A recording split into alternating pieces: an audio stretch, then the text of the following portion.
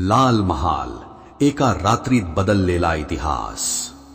दख्खनची भूमी धुळीने भरलेली, पण स्वराज्याच्या स्वप्नांनी पेटलेली। त्या स्वप्नांचा राजा छत्रपती शिवाजी महाराज। त्यांनी घेतलेला संकल्प स्वराज्य उभारायचंच। दिल्ली दरबार, सिंहासनावर बसलेला बादशाह औरंगजेब, रागानी भरलेला आवाज, शिवाजी को खत्म करना होगा। तो आदेश देतो आणि मैदानात उतरतो एक बलाढ्य सरदार, शाइस्ते खान। पुणे शहर, लाल महाल, जिथे शिवरायांचं बालपण गेलं, आता तिथे बसलेला शत्रू। शाइस्ते खान पुण्यावर ताबा घेतो।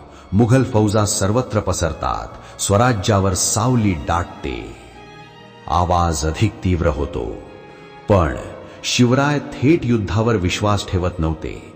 त्यांची ताकद होती गनिमी कावा, अचानक हल्ला, वेग, गुप्तता। एक योजना तयार होते, इतकी धाडसी की ऐकूनही शत्रू हादरेल। हल्ल्याची रात्र, एप्रिल 1663। अंधार, पूर्ण शांतता। पुण्यात शिरते एक लग्नाची मिरवणूक, ढोल, ताशे, आनंद। पण त्या आनंदाच्या आड लपलेला होता वादळ। मिरवणुकीत चालत होते स्वतः शिवाजी महाराज। लाल महाल बाहेर, महाराज हाताने इशारा करतात। क्षणात सगळं शांत। वेळ आली। हळू आवाज, हर हर महादेव। अचानक हल्ला, दरवाजे उघडतात, पहारेकरी संपतात, मावळ्या आत शिरतात सावल्यांसारखे। मुघल सैन्य झोपेतून घाबरून उठतं। दरवाजा धाडकन उघडतो। शाइस्ते खान दचकतो, कौन है? आणि समोर उभे शिवाजी महाराज। तलवार चमकते। एका वारात त्याच्या हाताची बोटं कापली जातात।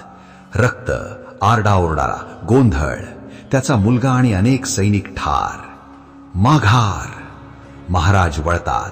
ज्या वेगाने आले त्याच वेगाने गायब होतात।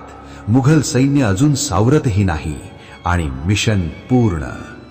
सकाळ, परिणाम, लाल महालात भीती।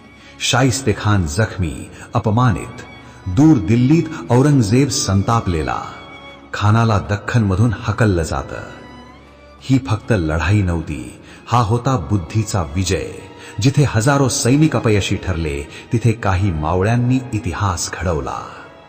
डोंगरावर उभे शिवाजी महाराज, पाठीमागे उगवता सूर्य आणि भगवा अभिमानाने फडकतो, हर हर महादेव।